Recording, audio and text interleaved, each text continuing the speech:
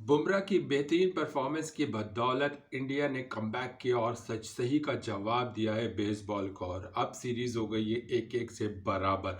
एक ऐसी पोजीशन पे जब जायसवाल ने इंडिया को मुस्तहकम पोजीशन पे डाल दिया था, लेकिन उसके बाद कोई भी इंडियन बैटर नहीं चला। लेकिन दूसरी जो जिस तरह पहली इनिंग में बुमराह ने 6 विकेटें हासिल की और दूसरी इनिंग में बुमराह ने 3, यानी कि टोटल दूसरे टेस्ट मैच पे बुमराह की तरफ से 9 विकेटें लेना पूरी इंग्लैंड टीम को हिला देने के मुतरादिफ थी। मैन ऑफ द मैच भी बने, 106 रन से इंडिया ये मैच जीता भी। थोड़ा फाइट बैक करती हुई नजर आई इंग्लैंड टीम, लेकिन इंग्लैंड टीम का मसला नजर आ गया है कि इंग्लैंड के जो मेन बैटर हैं वो परफॉर्मेंस नहीं दे पा रहे हैं, यानी कि बिल्कुल भी परफॉर्मेंस नहीं दे रहे हैं। जो रूट हो जाए, जॉनी बॉस्ट्रो हो जाए या बैन स्ट्रोक हो जाए, ये तीन मेन बैटर हैं जो मिडल ऑर्डर पे खेलते हैं, और ये तीनों ही फ्लॉप हो रहे हैं, जिस वजह से इंग्लैंड ना बड़ी स्कोर कर पा रहा है और ना मैच जीत पा रहा है। अगर ये दो में से कोई एक भी बैट कर जाता तो शायद सिचुएशन कुछ और होती, लेकिन होल क्रेडिट जाएगा जसप्रीत बुमराह का। जसप्रीत बुमराह ने जिस तरह की रिवर्स स्विंग इस्तेमाल की है, कल मैं उनका इंटरव्यू सुन रहा था, उन्होंने बोला कि टेस्ट क्रिकेट ही को वो क्रिकेट समझते हैं, उनका पैशन है कि वो टेस्ट क्रिकेट ज़्यादा से ज़्यादा खेलें। उनका दिल है, वो ज़रूर ये नहीं कहा उन्होंने कि वो वनडे T20 नहीं खेलेंगे, लेकिन उन्होंने कहा कि वो टेस्ट मैच भी खेलेंगे। और उन्होंने वसीम और वकार यूनुस का बहुत ज़्यादा नाम लिया इस बात पे कि वो उन्हीं को देख के उन्हीं को आइडल बन गया। उन्होंने रिवर्स स्विंग करना सीखी है और जाना है, और जिस तरह उन्होंने रिवर्स स्विंग किया है, वो भी इंडिया की पिचेस पे रिवर्स स्विंग होना आसान नहीं होता है।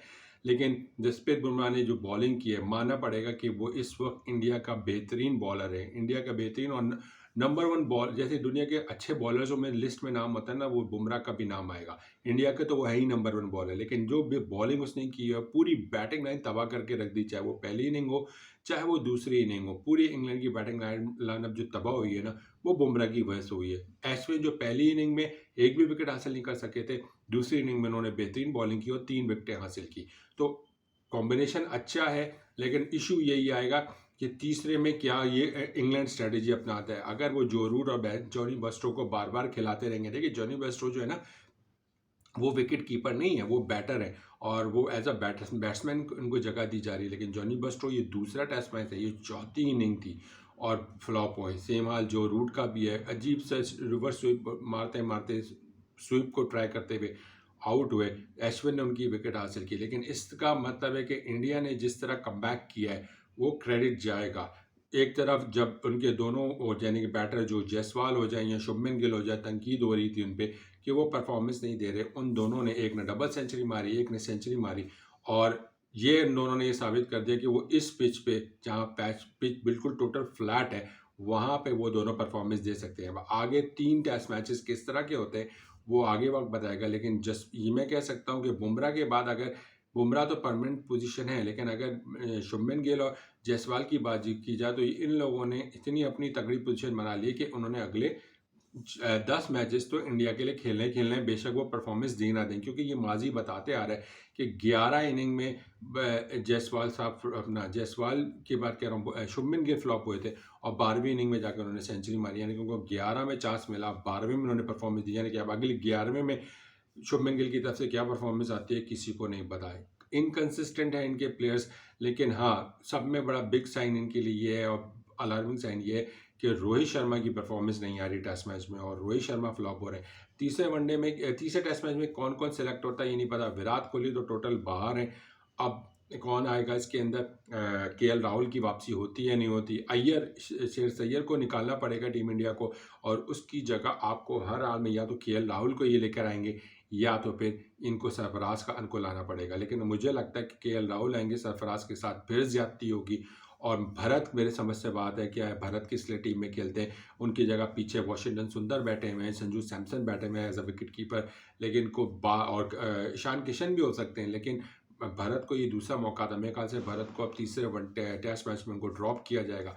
लेकिन होल क्रेडिट जाता है जसप्रीत बुमराह को, अश्विन को, क्योंकि मुकेश ने भी विकेट हासिल की, अक्षर पटेल ने भी एक विकेट हासिल की, कुलदीप यादव ने भी एक विकेट हासिल की, लेकिन अश्विन को क्रेडिट जाएगा, उसने ब्रेक थ्रू निकाले थे शुरू में, उसके बाद बुमराह आए, बुमराह ने ब्रेक थ्रू निकाले।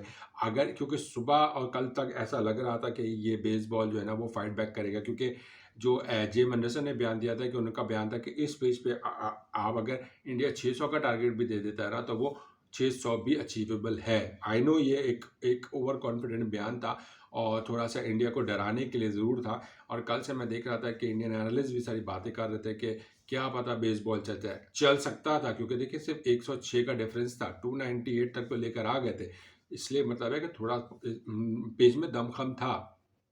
बॉलर्स के लिए कुछ खास नहीं था, बैटर्स के लिए खास था। इसलिए मैं बार बार कह रहा हूँ कि अगर पिच इतनी फ्लैट थी, टोटल फ्लैट नहीं थी पर इतनी फ्लैट थी जिसमें आप अंदाज़ा करें कि जायसवाल और शुभमन गिल जैसे बैटर चल गए, तो फिर आप अंदाज़ा कर लें तो फिर तो कोई भी चल सकता था। लेकिन वही बात हुई कि जॉनी बेस्टो कर लें, रूट कह लें, बेन स्टोक्स कह लें, ये लोग अपनी विकेट दिए, इन्होंने अपने हाथ से दिए, ये कोई कारनामा नहीं था। ठीक है, जो जिस तरह का शॉट खेला जो रूट ने, वो ऐसा लगा कि विकेट थ्रो की उन्होंने, सेम विद जॉनी बेस्टो, और रन आउट हुए बेन स्टोक्स, वो भी साफ नज़र आ रहा था। तो इंडिया ने कमबैक कर लिया है। अब 3 मैच की सीरीज बाकी है। अब यानी कि 1-1 तो बराबर हो गया है। अब यहीं पे डिसाइड होगा ये 3 टेस्ट मैचेस कि कहाँ पे कौन ये सीरीज को जीतता है। लेकिन अब इंडिया कॉम्बिनेशन क्या बनाता है, लगता है इंग्लैंड भी अब अपनी कॉम्बिनेशन चेंज करेगा, क्योंकि अगर जो रूट और बेस्टो को खिलाते रहे तो बड़ा मुश्किल होगा। क्योंकि अगर जैक क्रॉली अगर परफॉर्मेंस दे रहे हैं, बेन डक भी थोड़ा परफॉर्मेंस दे पाते हैं, लेकिन अब पिछला टेस्ट मैच तो जितवाया था पोप ने। अब मसला ये है कि ये जो 3 तो खेल लेंगे, लेकिन ये चौथे और पांचवें और छठे पोजीशन पे क्या करना पड़ेगा, यहाँ इंग्लैंड को मुश्किल आ रही है। और कह रहे हैं कि बेसबॉल की जो है ना वो ताला तोड़ दिया। ठीक है, बेसबॉल अभी भी तगड़ी है, वो मुकाबला कर सकती है। इंडिया को अपना कॉम्बिनेशन बनाना पड़ेगा। अगर अब फर्ज करें तीसरे टेस्ट मैच में यही टीम के साथ जाते हैं और अगर सिर्फ केएल राहुल आ जाते हैं तो फिर क्या होता है, या संजू सैमसन या वाशिंगटन सुंदर आ जाते हैं तो क्या होगा। तो प्रॉब्लम यहाँ आएगी कि मुझे पता है, आप लिख के रख लीजिएगा कि शुभमन गिल हो जाए या जायसवाल हो जाए, ये अगले मैच में नहीं चलने वाले, क्योंकि ये लोग इनकंसिस्टेंट प्लेयर हैं। ये कभी चलते हैं कभी नहीं चलते। तो यहाँ एक सिचुएशन है जो कि इंडिया के लिए वरी होगी। लेकिन ऑल क्रेडिट, जश्न मनाने का टाइम है। All credit goes to Jasprit Bumrah, Ashwin, Indian team, कि उन्होंने कमबैक किया है। और बेसबॉल जो पिछले हफ्ते या लास्ट संडे को मैच जीता था, इस वाले मंडे को इंडिया जीता नहीं, एक हफ्ते के डिफरेंस से कमबैक किया है इंडिया ने। और अब जब तीसरा टेस्ट मैच शुरू होगा तो उसमें देखना होगा कि इंडिया किस तरह इसको टैकल करता है, क्योंकि बेसबॉल अब लेवल है कि ये नहीं है कि अब कोई भी टीम अंडर प्रेशर। अब दोनों टीमें बराबर हो चुकी हैं। ये नहीं, कोई ये नहीं कर सकता कि तीसरे टेस्ट मैच की शुरुआत में कोई किसी को अपर एज है, किसी को भी अपर एज नहीं होगा, क्योंकि सबको अपनी अपनी अपनी पोजीशन पता चल चुकी है। अब इंग्लैंड भी बहुत यूज्ड टू हो गया होगा सिचुएशन को देखते हुए। तो अब किसको खिलाएगा, क्योंकि उसको पता है कि शोएब बशीर भी अच्छी परफॉर्मेंस दे रहा है, रेहान भी अच्छी परफॉर्मेंस दे रहा है। तो यहाँ पे क्या कॉम्बिनेशन बनेगा, क्योंकि एंडरसन ने भी अच्छा कमबैक किया है, मार्क वुड से अच्छी बॉलिंग की है जेम एंडरसन ने। ये अब पिच ही बताएगी। लेकिन फिलहाल सिचुएशन ये है कि इंडिया जो है वो विराट कोहली को जो मिस कर रहा है, कहीं ये ना हो कि तीसरे टेस्ट मैच में लेने की देनी पड़ जाए, ये बड़ा सवाल है। लेकिन कॉन्ग्रेचुलेशन, अभी ये यहीं तक मैं छोड़ूंगा, क्योंकि आज इंडियन टीम की परफॉर्मेंस को दाद बनती है और वाकई वो डिज़र्व भी करते थे कि टेस्ट मैच जीतना। जिस तरह ओवर थ्रो, पहले दिन की बात करें, दूसरे दिन की बात करें, तीसरे दिन की बात करें और चौथे दिन की बात करें, ओवरऑल सारे के सारा दिन इंडिया के नाम रहा। ऐसा नहीं था कि कहीं पे भी लगा हो कि इंग्लैंड वापस आया मैच में, नहीं, इंग्लैंड कभी वापस नहीं आया। शुभमन गिल ने सेंचुरी गाड़ दी थी, तो इस वजह से इंग्लैंड वापस नहीं आ सका। अगर शुभमन गिल की सेंचुरी नहीं आती तो शायद ये सिचुएशन ना बनती, क्योंकि आपको भी पता है कि शुभमन ने 100 कितने रन बनाए थे और इंग्लैंड कहाँ से आ रहा था। तो यहाँ क्रूशल सिचुएशन थी। शुभमन गिल और कैचेस विन मैचेस वाली बात होती है, इंग्लैंड थोड़ी सी फील्डिंग अच्छी कर ले तो सिचुएशन और भी बदल सकती है। बाकी आप अपनी राय का इज़हार कीजिएगा। इंडियन फैंस के लिए बहुत बहुत मुबारक का दिन है कि उन्होंने कमबैक किया और सीरीज़ 1-1 से बराबर हो चुकी है। आप अपनी राय का इज़हार कीजिएगा कि आपको क्या लगता है, तीसरे टेस्ट मैच में विराट कोहली नहीं है तो उनकी जगह कौन आना चाहिए, क्योंकि वाशिंगटन सुंदर की जगह बनती है भरत की जगह, और शेर सैयद की जगह कौन आना चाहिए। अगर केएल राहुल फिट है तो केएल राहुल आएंगे, या फिर सरफराज खान को मौका देना चाहिए या नहीं, क्योंकि रजत को अभी तो आपको मौका देना पड़ेगा, क्योंकि उस बेचारे ने पहले ही टेस्ट मैच खेला। ऐसा नहीं कर सकते कि आप उसको पहले टेस्ट मैच से ही बाहर कर दें। आप अपनी राय का इज़हार कीजिएगा। अपना ख्याल रखिएगा। अल्लाह हाफ़िज़।